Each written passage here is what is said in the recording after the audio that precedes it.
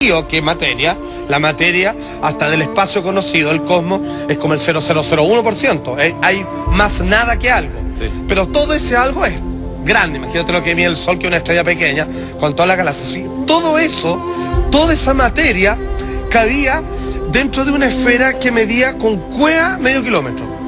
Una esfera, piensa una esfera medio kilómetro, piensa así como el Estadio Nacional. Toda la materia del cosmos cabía en ese porte. Eso, ¿por qué era así? ¿De dónde salió y cómo explotó? Eso los científicos dicen singularidad. Espérate, no podemos por algo se está buscando, no sabemos por algo se está buscando esta partícula de Dios. Por supuesto. Espérate, y es el generador de hadrones, ¿no? Sí.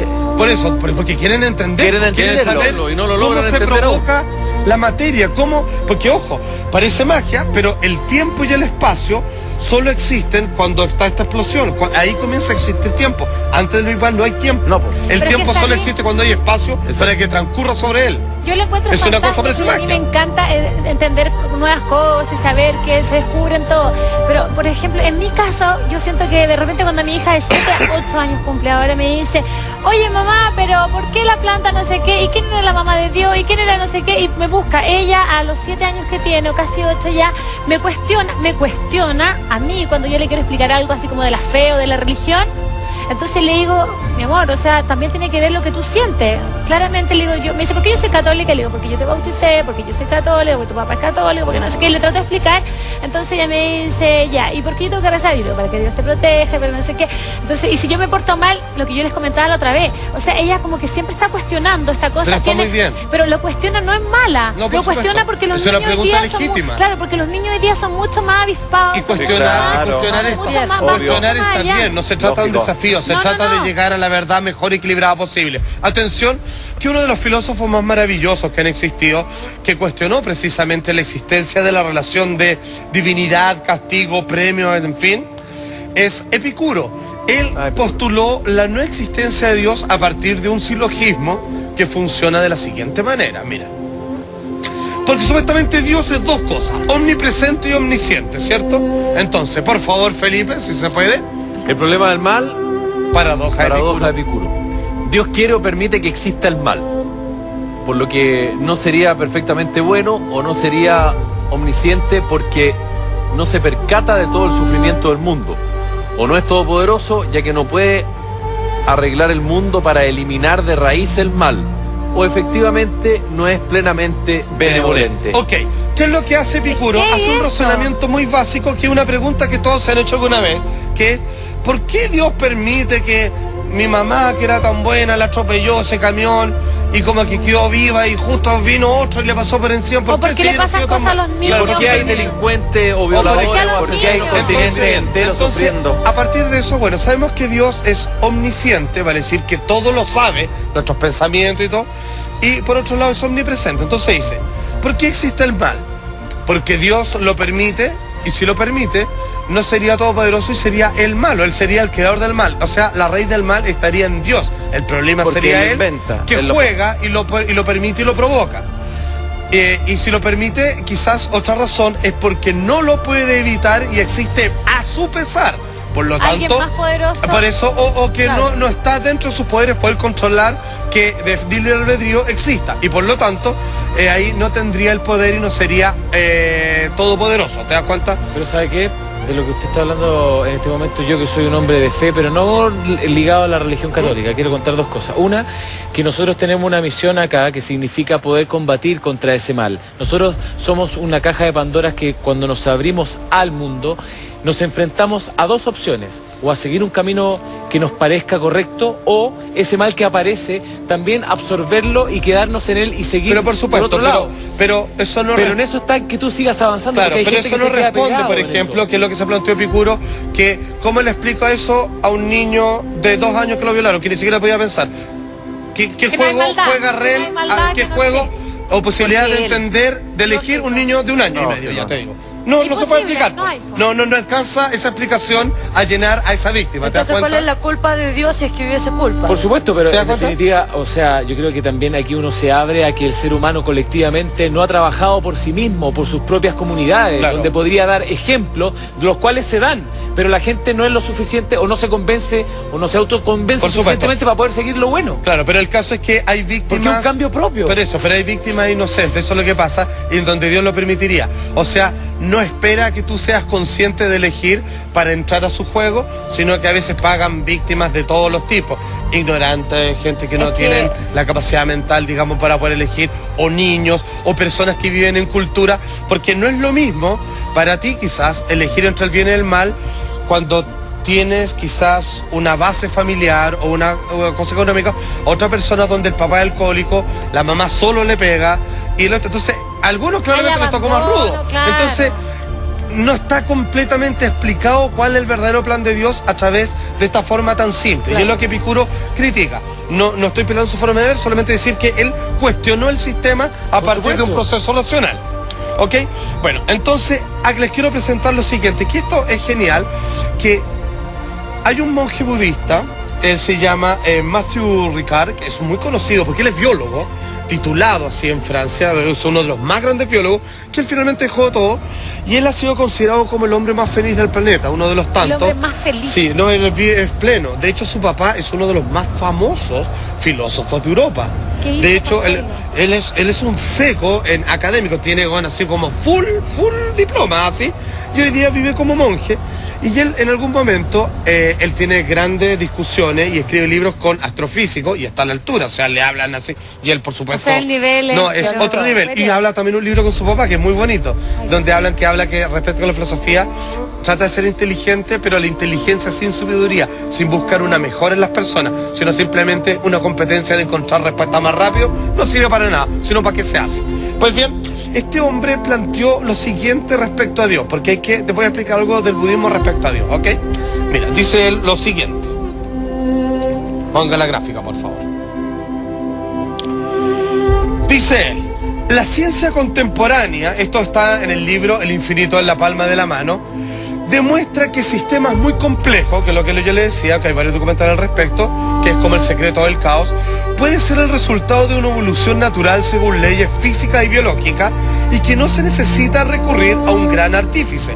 Esto es lo que dice Matthew Ricard, ¿vale? Sí. Parece bastante a lo que dice... Claro, exacto, la biología, a lo que dice, Stephen Hawking. Claro, que dice que se ha logrado descubrir que el deseo, de la misma forma, por querer cambiar, todo funciona como una imagen fractal. Todo es una imitación de sí mismo que va creciendo. Me refiero, en la base, una rama de un árbol es igual al árbol grande.